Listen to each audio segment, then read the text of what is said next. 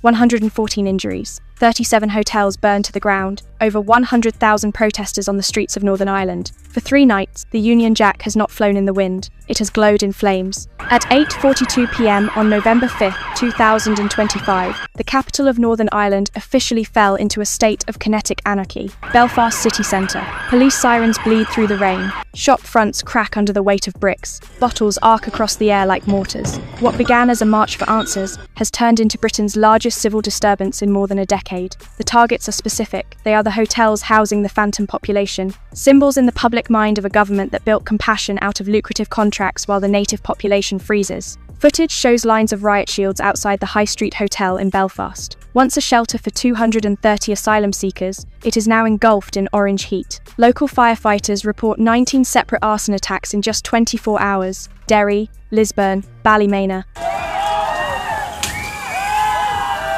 Every name is now a headline of destruction. A man shouts toward the cameras, his voice breaking through the black smoke. You promised security. You gave us silence. This is not just a riot. It is a rebellion against a political class that has abandoned its primary duty. Do you blame the government's silence for this chaos? Comment resign below right now. Tell Starmer that his refusal to address the crisis is fueling the fire. Make your voice heard before they censor this video. Across the United Kingdom, more than 100,000 people have taken to the streets. Belfast, London, Derry, Antrim.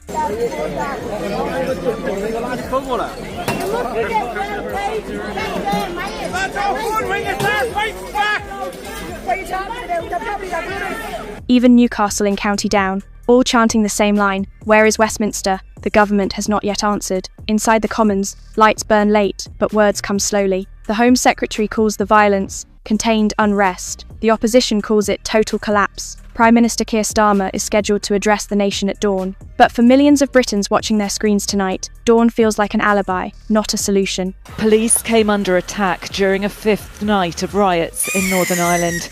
On Sky News, anchors read casualty numbers like clock ticks. 114 injured, 27 police officers hospitalised, 37 hotels damaged, £68 million in property losses. Economists warn that if the riots spread to mainland ports, logistics routes to Liverpool and Glasgow could cease within 48 hours. At 9 p.m, an encrypted memo leaked from the Home Office. It read, "Northern Command overstretched, reserve units requested, political approval pending." That approval never came. The police on the ground were left to hold the line without reinforcement. At the edge of the crowd, a young nurse named Sophie McAllister holds up her phone, live streaming the chaos. "This is my street," she says quietly. "My rent went up 41% this year, and they tell me there is no funding left. But there is funding for this."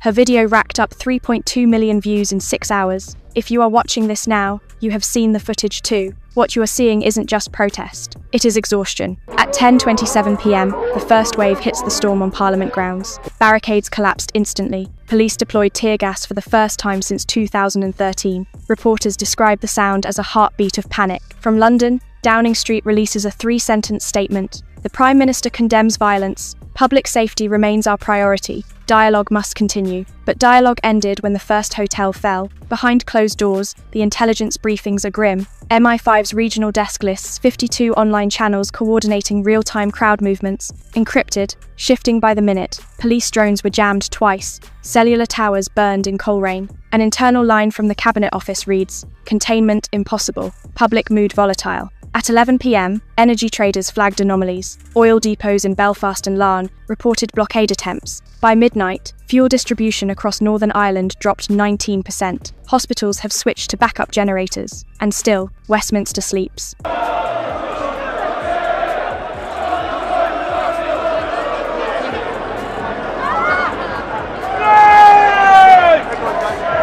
Across social media, one phrase trends above all: "Number Britain on fire." Within 12 hours, it hit 64 million impressions, eclipsing even the general election. Clips of riot officers kneeling in front of crowds go viral with captions like, "We serve the people, not the politicians." By dawn, the question is no longer who started the fire, but who benefits from the smoke. In the morning briefing, a senior advisor warns, "If we call it terrorism, we criminalise half the country. If we don't, we lose control of the rest." The Prime Minister says nothing. Cabinet sources say he looks pale, eyes fixed on the screen showing Belfast in flames. Meanwhile, analysts report an 8% drop in consumer confidence, £1.2 billion wiped from retail markets, and a 46% surge in flight bookings from Belfast to Dublin. When citizens start fleeing their own country for a weekend of peace, you know the numbers are more than statistics. They are a diagnosis of a failed state.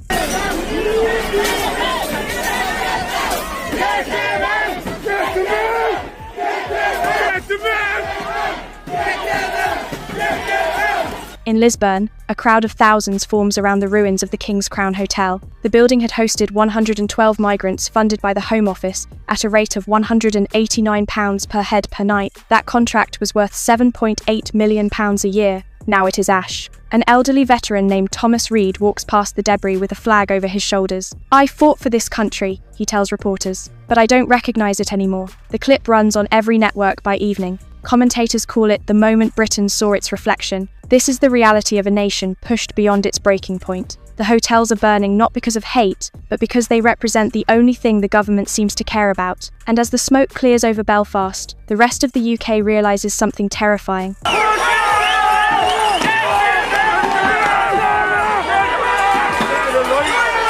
The fire is spreading. At 11:55 a.m. on November 6th, the Prime Minister finally emerged. Keir Starmer stepped to the podium in Westminster. He read from a single sheet of paper titled National Stability Address. His voice was calm, but his words were empty. He condemned the violence in Northern Ireland. He reaffirmed a commitment to unity, but there was no mention of the migrant hotel contracts worth £7.8 million.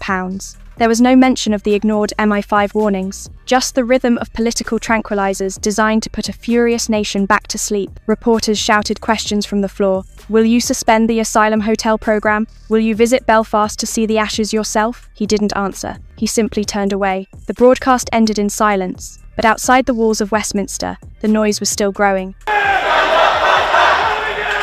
For millions of Britons, this was the moment the illusion broke. They realised the man in charge was not managing the crisis. He was hiding from it. The government pleads poverty when it comes to your rent or your heating bill, but they find millions to house unvetted arrivals in the very hotels that are now burning. The mainstream media is terrified to connect these dots. They want you to believe this is just mindless thuggery, not a reaction to systemic betrayal. They want this channel shut down because we talk about the contracts they try to hide. The only way to beat their algorithm and keep seeing the uncensored truth is to subscribe to this channel right now. Do not let them silence us. By nightfall, the numbers became unreal. 142 injured, 53 arrested. This protest has happened in response to the alleged sexual assault of a 10-year-old Irish child by a man of African origin.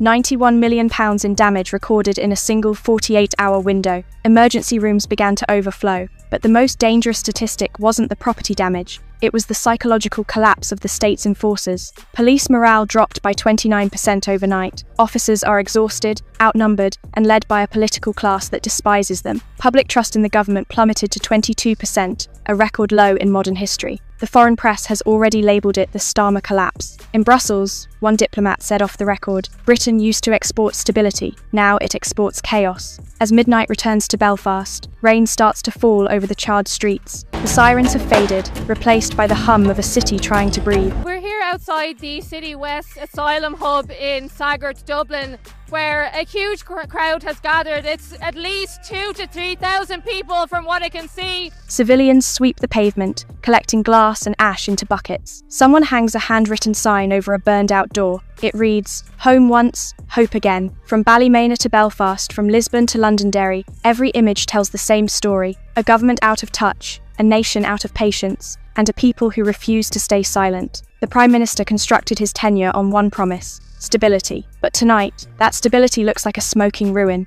The collapse didn't happen because the police ran out of shields. It happened because the public ran out of faith. When a government values its international reputation more than its domestic peace, it doesn't get order, it gets anarchy. So, Britain, what happens next? Is this a riot or a reckoning? The government wants you to believe this is hate. They want you to believe that the people of Northern Ireland have turned into monsters. But beneath the smoke and sirens, there is something else. Something the BBC cameras missed because they were too busy filming the fire.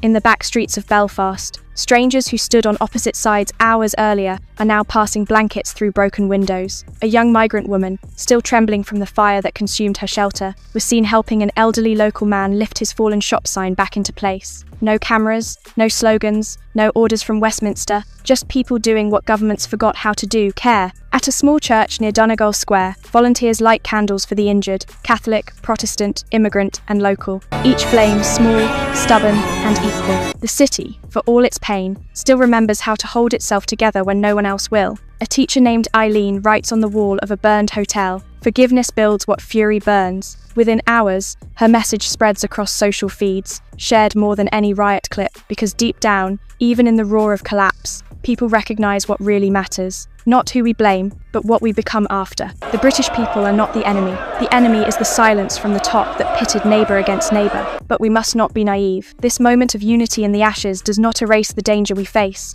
The Minister for Justice has warned of serious consequences after a suspected arson attack on a building housing international protection applicants in Drogheda in County Louth last night. If we look 5 years into the future, the picture is terrifying. If this trajectory continues, if the government continues to prioritise international contracts over national cohesion, Northern Ireland will be the blueprint for the rest of the United Kingdom. In 5 years, we will not just see riots, we will see the total balkanisation of Britain. The concept of a shared national identity will vanish, replaced by sectarian tribes fighting for resources in a shrinking economy. You will live in a country where policing is no longer a public service, but a private luxury for the rich, while the working class is left to defend their own streets with whatever they can find. The peace walls in Belfast won't come down. They will go up in Birmingham, in Manchester, in London. 36 police officers have now been injured and 6 arrests made.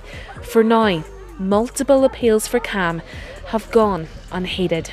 We are sleepwalking into a future where the state exists only to collect taxes, but provides no security, no borders, and no hope. This is not accidental, this is managed decline. For decades, a shadow bureaucracy has decided that the British identity is an obstacle to global integration. They view your demand for safety as populism, and your demand for borders as hate. The events in Belfast are not a tragedy to them, they are a stress test. They are watching to see how much you will tolerate before you break. The Prime Minister's refusal to visit Belfast is not cowardice. I utterly condemn the violence that we've seen overnight in Ballymena and in other parts of Northern Ireland, including against PSNI officers. It is contempt. It is a signal that the provinces do not matter to the metropolitan elite. They are happy to let the hotels burn as long as the stock market in London remains stable. But they have miscalculated. The sleepless night for Belfast was a fraction of the nightmare lived by the families who have been ignored for years. But by morning, the cost of the government's negligence was being calculated not just in burnt vehicles, but in the freezing homes of the working class. While pensioners in the surrounding boroughs were forced to choose between heating and eating, news outlets circulated the daily cost of the hotel contracts. Millions per day, every day, while the veteran on the street gets nothing. For the 3rd night in a row, Ballymena burned. Police officers came under attack with bottles, bricks and fireworks. In response, this economic insult is the fuel for the fire. When a government proves it cannot distinguish between a citizen and a tourist, it loses the moral authority to command the streets. The chaos was inevitable because the betrayal was absolute. The men who threw the bricks were wrong to destroy their own city, but the government that lit the fuse by ignoring the people is guilty of something far worse. Britain is a nation born from reconstruction. Rubble to roof, war to welfare, silence to song. The staff had to barricade themselves and then run out the back door. The disorder first began on Monday after a peaceful protest over an alleged sexual assault. Maybe tonight's fire is not the end of something, but the beginning of a question we have ignored for too long. How much anger does it take to remember empathy? And how much failure does it take to demand a new system? The flames will die out, the buildings will rise again, but the lesson written in the Belfast smoke will remain. That strength isn't control, it's the compassion that survives the chaos. The government has failed, the police are paralysed, but the people, the nurse filming the chaos, the veteran walking through the ash, the teacher writing on the wall, they are still standing. This is the final warning. If Westminster does not wake up to the reality of what happened in Belfast, the next fire will not be contained. It will not be an incident in a hotel. It will be the end of the United Kingdom as a functional state. The window at Buckingham Palace remains closed. The Prime Minister remains hidden, but the eyes of the country are wide open. The Belfast riots were meant to be a weekend of disorder. Instead, they became the beginning of a national reckoning. The fires may be extinguished by morning, but the trust in the institution has turned to ash. Stay tuned for the next update.